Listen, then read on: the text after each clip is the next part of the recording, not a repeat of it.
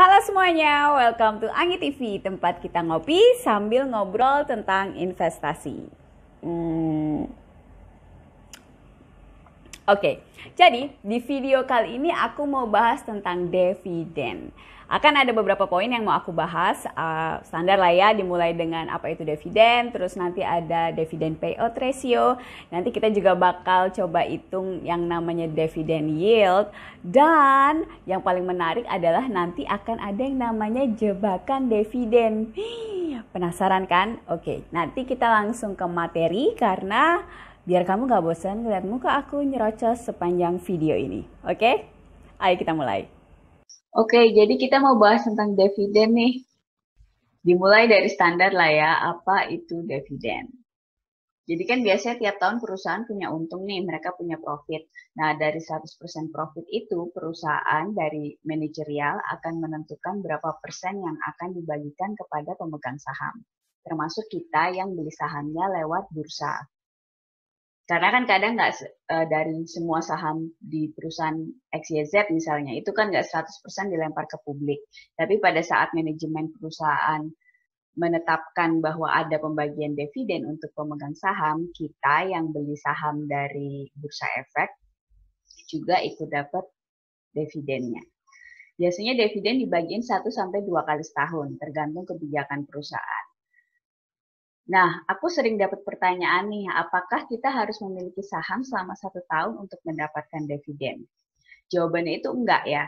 Jadi, kamu nggak harus beli keep saham selama 1 tahun, terus baru berhak mendapatkan dividen. Yang kamu harus lakukan untuk dapat dividen itu adalah beli sahamnya pada saat sebelum come date. Nah, mungkin ada yang belum familiar dengan apa nih come date. Jadi kalau kita bicara tentang dividen, itu ada 4 tanggal yang harus kamu ngerti ya. Nah, yang pertama itu adalah come date. Come date itu adalah tanggal di mana kamu harus memiliki saham tersebut pada saat penutupan market, supaya kamu berhak mendapatkan dividen.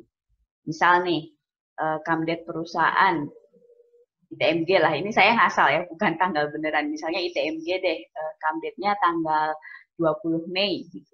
Nah, itu kamu pada saat penutupan market tanggal 20 Mei, itu kamu harus sudah punya sahamnya ITMG. Jadi kamu beli tanggal 20 pagi, 20 sorenya masih kamu simpen, terus nanti tanggal 21 paginya kamu jual lagi, itu kamu berhak mendapatkan dividen. Oke, karena kamu sudah punya saham ITMG pada saat come date. Nah, X date itu adalah 1 hari setelah come date. Biasanya X date ini fenomena di marketnya adalah harga sahamnya yang habis bagi dividen ini akan turun. Nah, kalau recording date itu adalah tanggal di mana udah dikumpulin nih datanya, dicatat gitu. Kenapa namanya recording kan? Jadi dicatat nih siapa aja yang berhak mendapatkan dividen di edisi pembagian yang kali ini. Nah, kalau payment date itu adalah tanggal di mana dividen kita, pembagian cash-nya nih, cash dividennya itu ditransfer ke rekening kita. Tentunya nanti masuknya ke rekening RDI kita yang kita pakai untuk berinvestasi di pasar modal.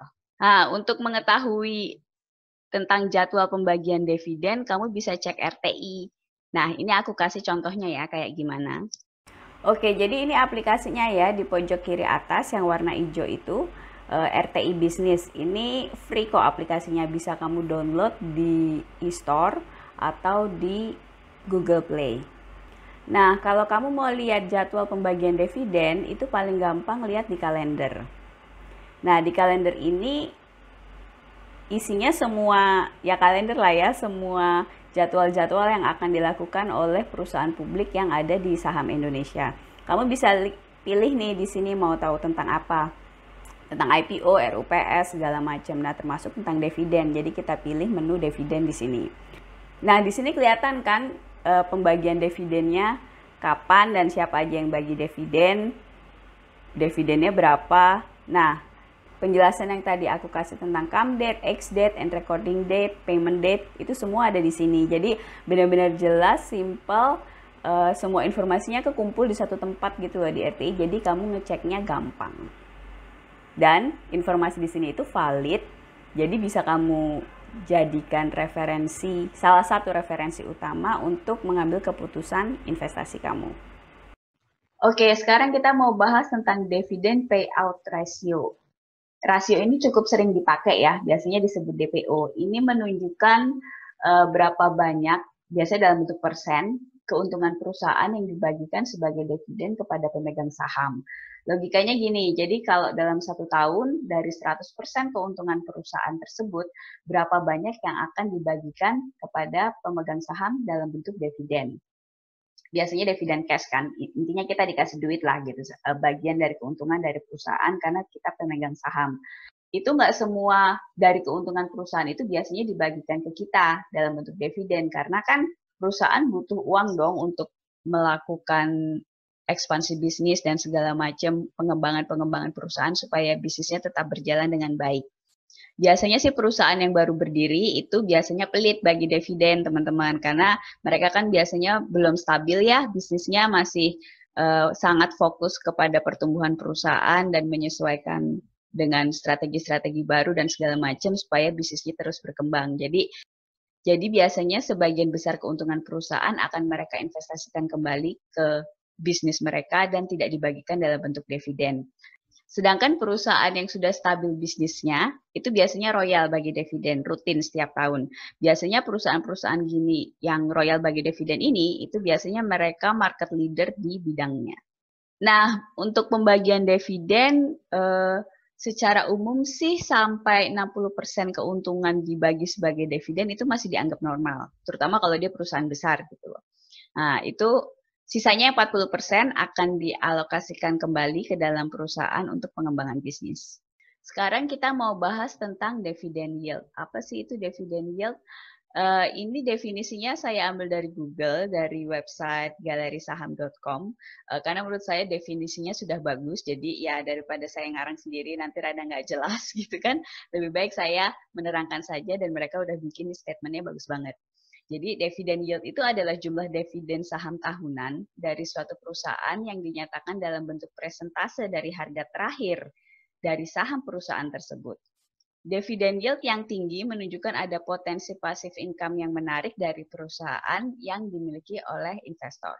Aku tahu definisi kayak kalimat begini biasanya keder kalau nggak dikasih angka.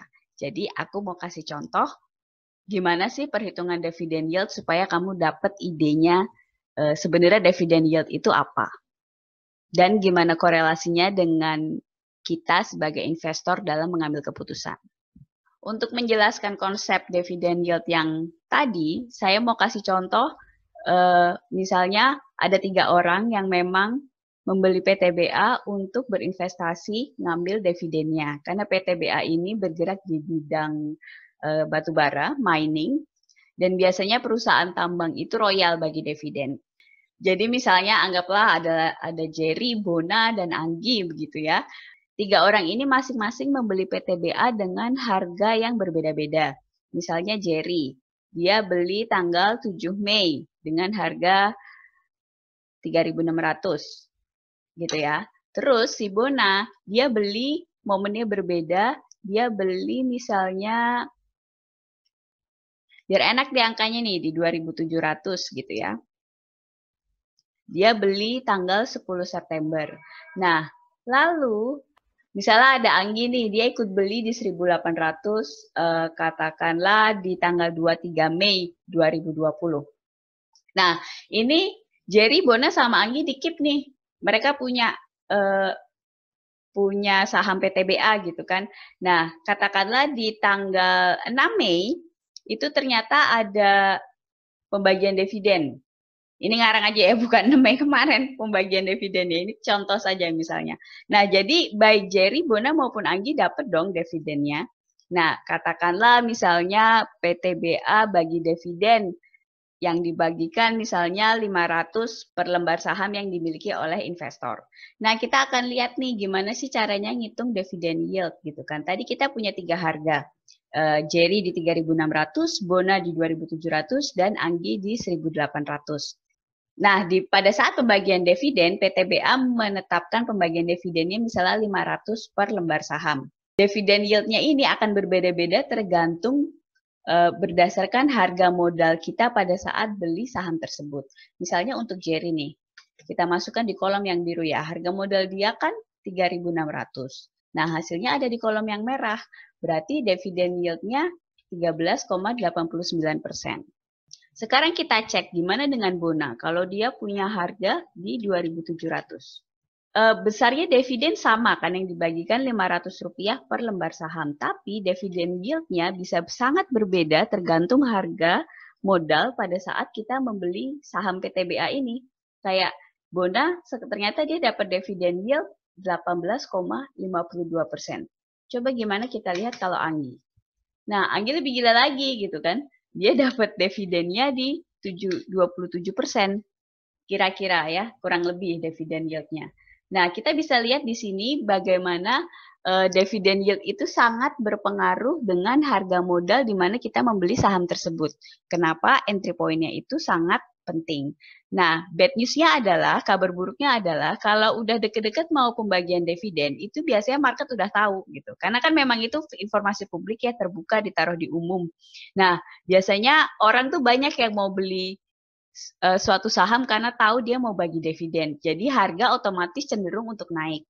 Nah, pada saat ex-date itu harga cenderung untuk turun karena biasanya orang udah dapat dividen, mereka pengen kabur gitu kan, udah pengen beli yang lain atau memang sengaja beli saham itu cuma untuk dapetin dividennya. Nah, karena kelakuan investasi yang seperti itu, beli untuk ngejar dividen dan abis gitu buru-buru jual, ada yang namanya jebakan dividen. Saya sering nih ada yang nanya ke saya begini gitu loh, ya udah kan kayaknya smart banget gitu kan ya, kita udah beli aja deket-deket come date terus jual pas ex date. Jadi kan kita beli cuma 1 hari tapi langsung dapat quick money gitu kan, uang cepat, langsung dapat berapa persen lah gitu pembagian sahamnya, sorry pembagian dividennya kan, tadi dividen yieldnya kayaknya kan keren ya gitu planning kayak gini. Sayangnya kadang hidup itu nggak seindah itulah di pasar modal gitu.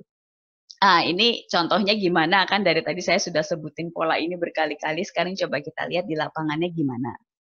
Oke, kita balik lagi ke RTI ya. Tadi kan kalau kita ceknya di kalender, kita bisa lihat semua pembagian dividen untuk saham-saham di Bursa Efek. Nah, gimana kalau kita mau nyarinya spesifik nih? Misalnya ITMG, kapan sih ITMG bagi dividen? Nah, itu kita gampang, tinggal search aja di kaca pembesar ini, klik, kita pilih ITMG. Nah, kita bisa lihat nih semua data-data yang berkaitan tentang ITMG. Karena kita mau fokus nyari tentang dividennya, maka kita ke bagian corporate action. Nah, di corporate action ini sama seperti tadi di kalender, kita bisa milih nih, kita mau lihat ITMG, info tentang dividennya atau tentang RUPS. Nah, kita pilih dividen. Nah, di sini kelihatan deh nih sejarah pembagian ITMG selama ini bagi dividennya itu gimana sih? Nah, kita bisa lihat di sini bahwa ternyata ITMG itu bagi dividen 2 kali setahun nih. Tahun 2019-nya ada 2, 2018-nya ada 2, 2017-nya juga ada 2. Jadi kita mau cek nih, tadi kan kita di pembahasan jebakan dividen itu saya bilang kalau misalnya kayak ini nih, ex-date-nya tanggal 31 Oktober 2019. Itu pada saat ex-date tanggal 1-nya, 1 November, itu biasanya pergerakan saham ITMG akan turun. Nah, kita mau lihat beneran realnya di grafiknya, bener nggak sih kejadiannya seperti itu. Kita akan cek untuk 2 tanggal di tahun 2019 ini. Pada saat come date tanggal 31 Oktober dan come date tanggal 2 April 2019. Oke, jadi kita mau cek ya untuk pembagian dividen ITMG tahun 2019 itu dibagikan tanggal 2 April 2019 dan 31 Oktober 2019. Ini adalah come date-nya. Jadi come date pertama yang mau kita cek itu pada tanggal 2 Maret. Sorry, pada tanggal 2 April. Ini kira-kira di sini. Closing di 23.875. Itu nih kecil di sini cuma seetik gitu ya. Nah, besoknya ini kan ex-date-nya, ini kan come date-nya ya tanggal 2 April 2019. Nah, besoknya rupanya ada hari libur. Nah, ex-date-nya itu tanggal 4 April. Dan kita lihat di sini langsung ngedrop kan gitu loh harganya. Menunjukkan Yang tadi saya bilang jebakan dividen, bahwa kadang planning kita untuk main cepat gitu ya, beli, terus ambil dividennya terus langsung kabur, itu kadang tidak terrealisasi dengan baik karena biasanya besoknya tuh harganya turun. Nah, gimana yang terjadi pada tanggal 31 Oktober? Itu come date juga tuh, mana kita cari Oktober. Ya, ini tanggal 31. Oh, ini yang kecil di sini. Ya, di sini closingnya 13.300 dan kita lihat, nah kita lihat nih tanggal 1 Novembernya, dia close-nya langsung turun kan 12.650. Jadi itu yang namanya jebakan dividen. Biasanya sih besar penurunannya di hari X date itu, rupiahnya itu sama dengan jumlah pembagian dividen. Jadi misalnya kayak tadi, PTBA misalnya dibagikan Rp500 per lembar saham, itu biasanya pada saat X date itu harga penurunannya juga Rp500 dari harga closing sebelumnya, hari sebelumnya pada saat come date. Ini kayak pengetahuan umum aja sih, tapi nggak perlu dijadikan patokan kalau menurut saya. Cuma yang perlu dipegang adalah biasanya memang pada saat X date, habis bagi dividen, harga saham itu memang turun. Itu aja yang dijadikan pegangan. Oke, sekian aja videonya. Thank you so much for watching guys. Ini Instagram aku, jangan lupa di follow ya. @anggi_saham_cantik. Nah, terus biasanya aku juga bikin edukasi di Instagram story aku. Terus nanti aku compile jadi IGTV. Kamu bisa cek video apa aja yang aku udah bikin kan, edukasi apa aja yang udah aku bikin. Kalau kamu punya pertanyaan atau request mau bahas tentang apa gitu ya, edukasi yang berkaitan tentang bisnis, keuangan pribadi, investasi di saham, itu bisa langsung DM aku. Tentunya nanti responnya kan lebih cepat daripada kalau kamu komen di YouTube ya. Nah, gitu aja sih. Terus ya, kalau kamu ngerasa video ini berguna, feel free buat share video ini ke teman, rekan, saudara, siapa aja yang kamu pikir bakal mengambil manfaat dari video yang aku buat ini. Sampai jumpa di video berikutnya.